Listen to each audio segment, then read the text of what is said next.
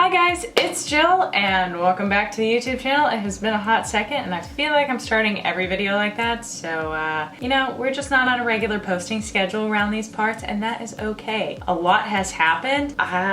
It's been a lot. We just moved farms. We moved all of the horses that we didn't sell or rehome, and oh my god, it's been insane. But this is, I think, my first time filming in my new office. It's pretty great. After all of that stress of moving me and the horses and getting situated and the feeding schedules and all of that, I was very stressed, and my boyfriend was like, hey dude, we should go on a vacation, and I was like, that sounds impeccable. We decided to go to Colorado, which is one of my favorite places on earth. We both love the outdoors and to hike and everything, and most importantly, of course, there are tack shops there. This is actually one of two haul videos I'll be doing because I am working with a brand, giving you guys a little haul video here soon, but I just kind of wanted to do this little video, catch up, get something out, you know, and do a little tack haul. I drug my boyfriend to 3 different tack stores in Colorado. I went to Dover Saddlery, the Rusty Spur, which is a little consignment store, I do believe. I don't know, it was cute, and they had like a bunch of stuff at,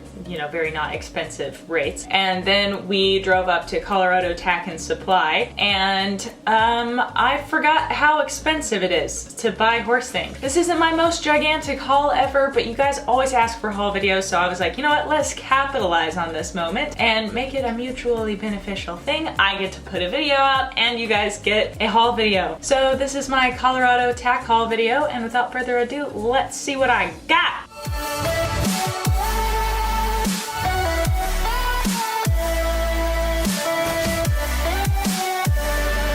We will start with the Rusty Spur. So I went in there and I feel like I'm a pretty average sized rider, so they didn't have anything in my size because I feel like things like that go pretty quickly unless you have a mass stock of it. So I found a bookshelf, and I don't know if you guys have noticed, I like books. I don't think you can see the ones up there.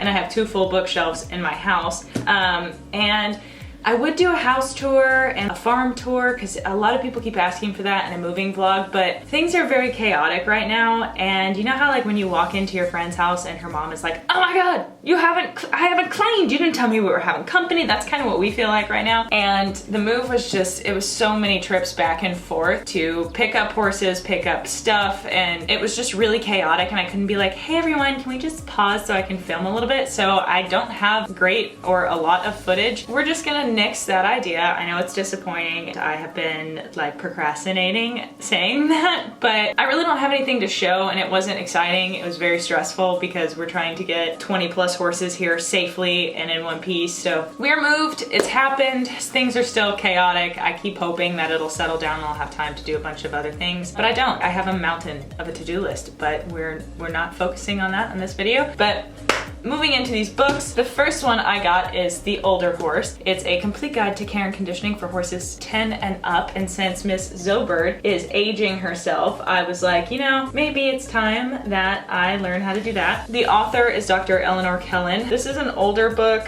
When is it from? It was published in 1986, but it was all of $2 whole, so I was like, I'm gonna cop that. Moving into the second book I got is called Cavaletti, Schooling of Horse and Rider Over Ground Poles. It was $3.75, and I got this book because, as many of you know, Zoe is recovering from kissing spine surgery, and so a lot of our rehab work will be Cavalettis. So this are all a bunch of different Cavaletti exercises.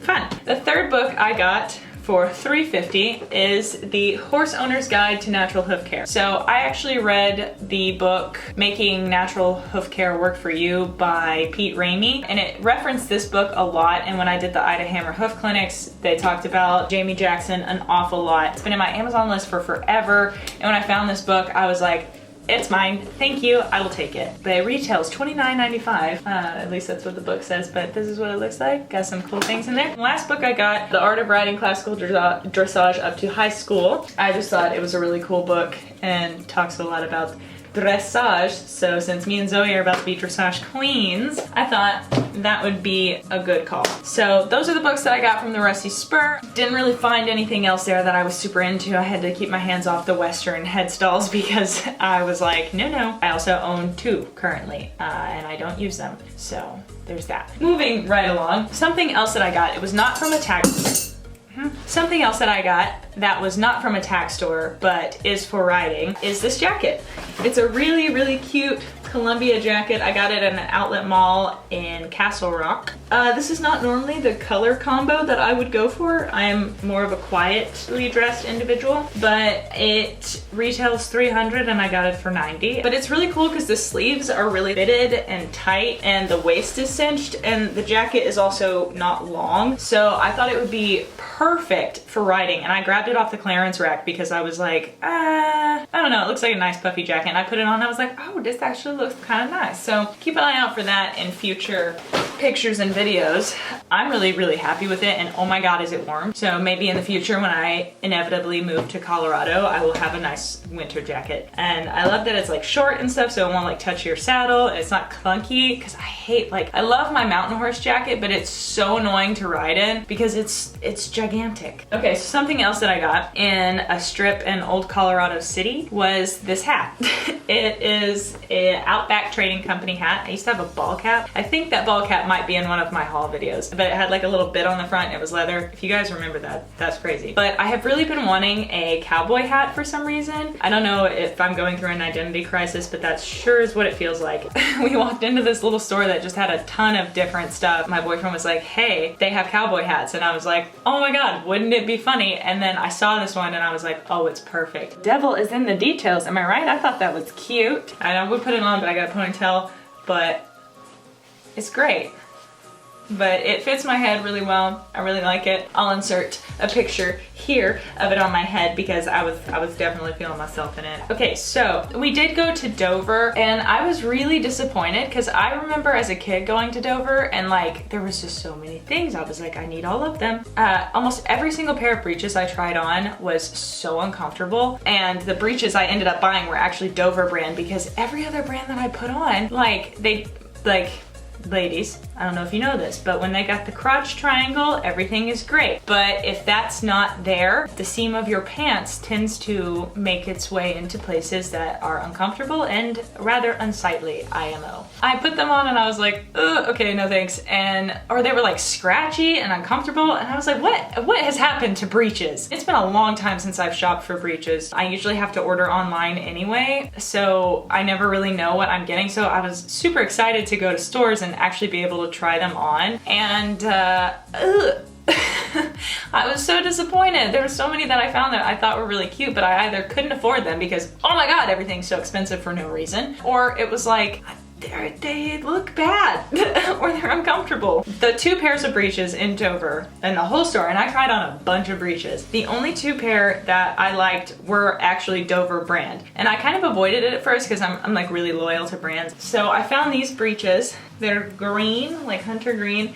They've got a cute little X on the back, some pockets, and they're not like really aggressive pocket buttons because sometimes they have a tendency to scratch your saddle. They've got little bits on the knee patch for grip. There's nothing on the butt, but I have recently discovered that sometimes full seat with the like silicone sticky stuff can actually tear up your saddle, so I'm not super upset about that. But yeah, they've got a nice little jersey knit situation going on down here at the ankles. They're not a bajillion seams. I really love that there's no seam line on the knee because sometimes I get rubs, and they're like little logo right here is cute, but they're also a really nice material and stretchy and like soft. They're not the kind, because they look like the kind from Carrots that feel like paper for some reason, but they don't feel like that. I don't know if you guys know what I mean by that, but it's kind of the worst feeling in the world. Moving on, the second pair of breeches is almost the exact same pair but in gray. They've got the same knee detailing, same stitch lines, jersey. There's no pockets on the butt or no crisscross, and the logo is back here. They fit me really nice, and I really like them, and I'm proud of Dover for stepping out there, making their own stuff, and making good stuff, because you know, sometimes when brands that sell other people's stuff start to sell their own stuff, sometimes you're like, I don't know. The last tack store I went to was the Colorado Tack and Supply. First thing I got from there was this bit. It's a 5-inch JP core steel with blue copper, I believe. It's just a simple D. I like it because it's curved. Zoe historically has never gone very well in double jointed snaffles. I keep researching it and everything tells me that, you know, double jointed is the best. It doesn't scrape the roof of their mouth. It takes off some tongue pressure and it doesn't do the nutcracker thing on their tongue. She just doesn't go well in them. She always likes the single jointed, and I figured if she doesn't like this one, then, you know, we have a bunch of horses come through here, so maybe someone will. And it's a nice big D ring. Normally I'm not a big fan of this, but, you know, maybe for younger horses to help with turning or just making sure it's a little bit safer than like a full cheek, you know, because the full cheek comes up on both sides like that, you know, and it can hook on your boots or on other pieces of equipment and they're kind of dangerous. So a big D-ring is preferable to me. I don't know, I'm gonna try it out. I have never used this bit or the blue copper situation, but that's that. The next thing I got from Colorado Tack and Supply. By the way, this is not a sponsored video. If you guys ever go to Colorado, these are the stores I went to. So this is an Ariat belt that I got. It's got the nice little bit in the keeper there, which I love. And it's just a traditional brown belt with gold fixins. And I really like it. I have such a hard time finding belts that fit because my pants come up high. Then it's like around my waist and I can't find belts that fit or don't have this much hanging out the end of it. And the only ones that seem to work are the C4 type belts. I have several from Stableware, those like rubber belts where you can cut them and then clip on the buckle. They tend to sit weird and they like dig into my hips, and so I'm like, I need a nice flexible leather belt, and it's really soft. I like it, it's good. The next thing I got is these breeches. These are the very traditional carrots. I don't know like what exactly the model is, but they've got like a 3-keeper system here. They are full seats. Quite nice, quite nice. They did not break my bank, but they were expensive. And that's why like this haul is so hard because like, oh my God, horse stuff is expensive. Sheesh. And it's not like I wasn't aware of this, but it's just been so long since I've bought anything for me. It's normally me buying stuff for Zoe or other horses. So buying stuff for me is ridiculous. I mean, I feel like I've had the same pair of breeches for years. My favorite ones are my black Iridian tights. I have had those breeches, I think, since I was 15. I'm 22 now, going on 23 in like 2 months. So that's why I was like, you know, let's invest in breeches, call it a write-off. They fit nice, and while these look like the ones that I thought felt like paper, they do not. They've got 2 big pockets.